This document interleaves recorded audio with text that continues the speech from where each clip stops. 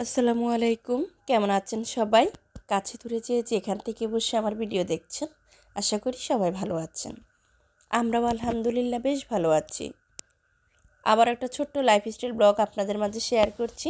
আশা করি আপনাদের ভালো লাগবে। ভালো লাগলে ভিডিওতে একটা লাইক দিয়ে সম্পূর্ণ দেখার অনুরোধ রইল। আজ সকাল থেকে ভিডিওটা শুরু করেছি। মূলত খুব সকাল সকাল বারান্দায় এসেছি, আর এসে তো মনটা অনেক বেশি ভালো হয়ে গিয়েছে। ভাবলাম এখান থেকে আপনাদের সাথে ভিডিও শেয়ার করি। এত সুন্দর শীতের সকাল, একদম কুয়াশা ঢাকা চারদিক, সেই সাথে আমার বারান্দার ছোট ছোট গাছে সবুজের মধ্যে বিভিন্ন রকমের ফুল ফুটে আছে। দেখে তো মনটা অনেক বেশি ভালো হয়ে গিয়েছে। এই যে ছোট্ট কিউট গাছটা, এটা নিজে থেকেই হয়েছে, সেই সাথে খুব সুন্দর ফুল ফুটেছে। এই দেখে তো আমার মন মেজাজ দুইটাই একদম ফুরফুরা হয়ে গিয়েছে। আর সেই ফুরফুরা মেজাজ নিয়ে বারান্দা থেকে সোজা চলে এসেছি কিচেনে। আমাদের গৃহিণীদের প্রতিদিনের সকালের যে কাজটা, ব্রেকফাস্ট বানানো, তো সেটাই করছি। আজ ব্রেকফাস্টে ছিল সব সবজি দিয়ে ভাজি, সেই সাথে রুটি, ডিম, চা এই ছিল। খাওয়া দাওয়া শেষ করেছি। এখন হচ্ছে সবচেয়ে বড় একটা চ্যালেঞ্জিং যে কাজ শীতের সকালে করতে হয় আমাদের, সেটা হচ্ছে বেড গোছানো। শীতের সকালে বেডের উপরে এত ভারী ভারী কাঁথা কম্বল থাকে, সেগুলো দেখে কেমন যেন অস্থির লাগে। এগুলো গোছানোর কথা ভাবতে অনেক বেশি ভয় লাগে। যে তিনটা বিছানা গুছিয়ে তারপরে হচ্ছে ফার্নিচার ক্লিন করে ঘর ঝাড়ু দেওয়াটা একদম 2 ঘন্টার মতো সময় লেগে যায়। তো আসলে এই কাজগুলো ব্রেকফাস্ট করার আগে করতে গেলে অনেক বেশি লেট হয়ে যায়। তো আমি, যেহেতু আজকে বন্ধের দিন, তাই খাওয়া দাওয়া শেষ করে তারপরে এসেছি বেড গোছাতে। সবার খাওয়া দাওয়া শেষ, সবাই সবার মতো করে আছে, যার যার কাজে শেষে লিপ্ত হয়েছে। যেহেতু আজ বন্ধের দিন, কেউ আর বাইরে যাবে না, সেখান থেকে তাড়া নেই। তাই আমি একদম ধীরে সুস্থে আমার বেডগুলো গুছিয়ে নিচ্ছি, আর সে সাথে ফার্নিচারগুলো যতটুকু পারছি ক্লিন করে নিচ্ছি। আসলে এই কাজগুলো তো প্রতিদিন করা যায় না, তাই যেদিন একটু সময় হয় সেদিন একটু ঠান্ডা মাথায় আস্তে ধীরে করার চেষ্টা করি, যেন খুব ভালোভাবে কাজগুলো করতে পারি। যাই হোক, আগের বেডশিটটা তুলে নিয়েছি, এখন অন্য একটা বেডশিট পেতে দিয়েছি, সেই সাথে ফার্নিচারগুলো মুছে নিচ্ছি। এই করে আজ সকালটা শুরু করেছি। আপনারা কে কোথা থেকে আমাকে দেখছেন, আমার ভিডিও আপনাদের কেমন লাগছে, আমাকে অবশ্যই কমেন্টস করে জানাবেন। আমি বেশ অনেক দিন পর ভিডিও শেয়ার করছি বলে অনেকে আমাকে ভুলে যাচ্ছেন, আমার চ্যানেল থেকে চলে যাচ্ছেন। আমি এতে করে খুব কষ্ট পাচ্ছি।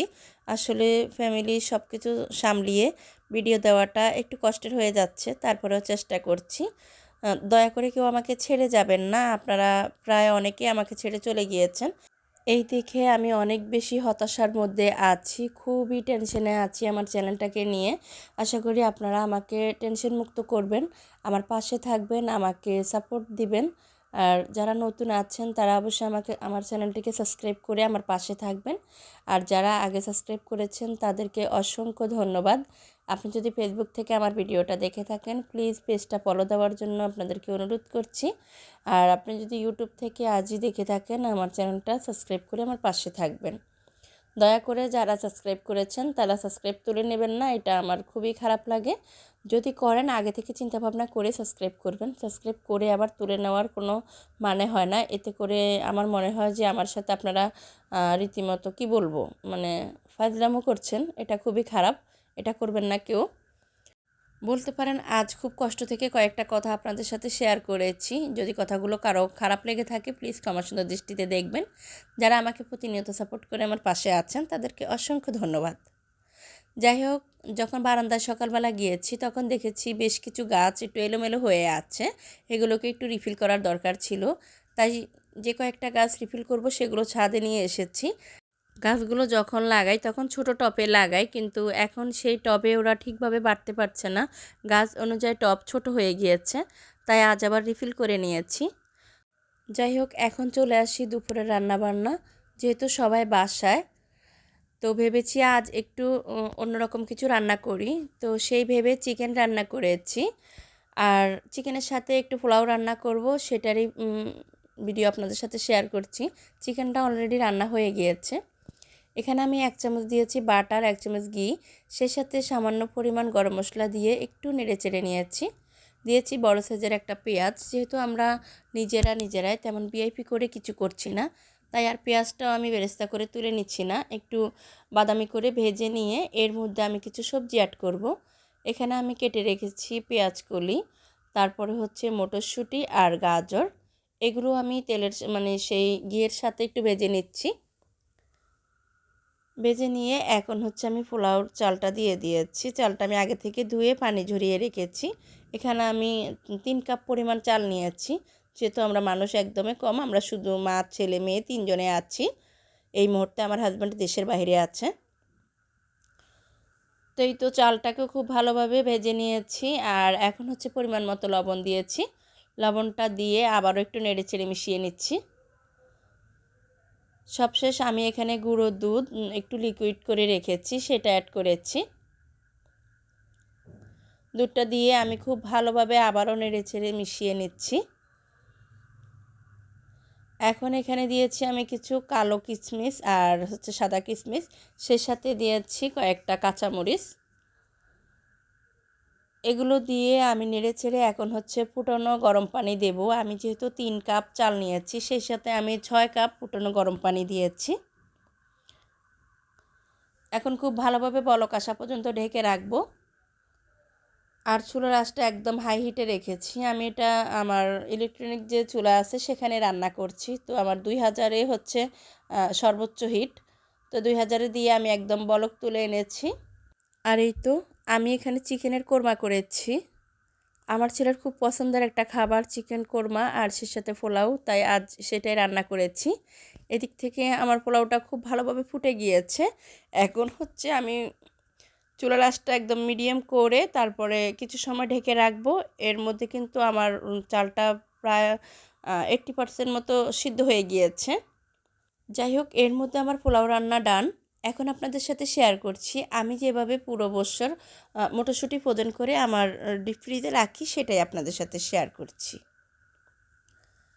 এখানে আমি 2 কাপ পরিমাণ পানি ফুটিয়ে নিয়েছি, সেই সাথে 1 কাপ পরিমাণ হচ্ছে মটরশুঁটি দিয়েছি। দিয়ে 2 থেকে 3 মিনিট ফুটিয়ে নেব। আর এখন নিচ্ছি ফ্রিজের ঠান্ডা পানি। আমি এটা 2-3 মিনিট ফুটিয়ে নিয়ে ছেঁকে নেব। ছেঁকে নিয়ে হচ্ছে আমি ঠান্ডা পানিতে দিয়ে দেব। এই তো একদম ফ্রিজের ঠান্ডা পানিতে দিয়েছি। এতে করে মটরশুঁটির কালারটাও নষ্ট হবে না, আর একদম সতেজ থাকবে। পুরো বছর এভাবে ফ্রিজ থেকে নামিয়ে যে কোনো কিছুর সাথে অ্যাড করলে মনে হবে যে এখনই টাটকা মটরশুঁটি অ্যাড করেছি। তো আমি 2 মিনিটের মতো হচ্ছে ঠান্ডা পানিতে রেখে এখন আবার সেঁকে নিচ্ছি। সেঁকে নিয়ে পানিটা ঝরা পর্যন্ত অপেক্ষা করছি। পানি ঝরা হয়ে গেলে আমি হচ্ছে একটা এয়ারটাইট বক্সে রেখে দিচ্ছি। একটা এয়ারটাইট বক্সে রেখে আমি এখন এটাকে ডিপ ফ্রিজে সংরক্ষণ করব পুরো বছরের জন্য। যাই হোক, এভাবে আমি পুরো বছরের জন্য মটরশুঁটি সংরক্ষণ করি।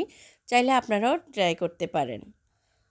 আর এখন হচ্ছে আমাদের গৃহিণীদের কমন একটা কাজ, যতক্ষণ কিচেনে থাকবো ততক্ষণ সিনকে বারবার থালা প্লেট জমবে আর আমরা ক্লিন করব, এটাই আমাদের কাজ। যাই হোক, কিচেন থেকে কিছু সময়ের জন্য বিদায় নিচ্ছি, চলে যাচ্ছি ডাইনিংয়ে। এখন আমার 2 বাচ্চা অপেক্ষা করছে, ওদেরকে খাবার দেব। ওদেরকে খাবার দিয়ে আমি চলে যাব সোজা ওয়াশরুমে। কারণ আমার যেহেতু আজ বন্ধের দিন, কিছু বাড়তি কাপড় আছে সেগুলো ক্লিন করব। তো এর আগে ওদেরকে খাবারটা দিয়ে চলে যাচ্ছি, কারণ ওরা গোসল সেরেছে। আমি বের হতে হতে দেখা যাবে ওদের খাবার খেতে অনেক বেশি লেট হয়ে যাবে। তাই আমি ওদেরকে খাবারটা দিয়ে যাচ্ছি, ওরা 2 ভাই বোন খাবে।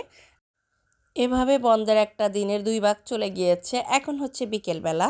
যেহেতু হাজব্যান্ড বাসায় নেই, তাই ওনার কিছু কাজের দায়িত্ব আমার কাঁধে পড়েছে। সেগুলো করার উদ্দেশ্যে বাসা থেকে বের হওয়া। সেই সাথে একটা কাজ ছিল ছেলের চুল কাটানো, তো সেটাও আজ আমাকেই করতে হয়েছে। এটা সকালবেলা করলে ভালো হতো, যেহেতু হাতে সময় ছিল না, তাই বিকেলবেলা করেছি। আর এনে গরম পানি দিয়ে আবার গোসল করিয়ে দিয়েছি। সেই সাথে এই তো সন্ধ্যার পর নখ কাটা, ড্রেস আয়রন করা, সব মিলিয়ে পুরো দিনটা আপনাদের সাথে যতটুকু পেরেছি শেয়ার করেছি। বন্ধের একটা দিন আজ যেভাবে কাটিয়েছি। তো এই ছিল সব মিলিয়ে আমার আজকের ভিডিও। আশা করি আপনাদের ভালো লেগেছে। দেখা হবে পরবর্তী ভিডিওতে। ততক্ষণ সবাই ভালো থাকবেন, সুস্থ থাকবেন, আর আমাদের জন্য অনেক বেশি দোয়া করবেন। আমার চ্যানেলটাকে সাপোর্ট দিয়ে আমার পাশে থাকবেন। আজ তাহলে এখান থেকে বিদায় নিচ্ছি। আল্লাহ হাফিজ। আসসালামু আলাইকুম।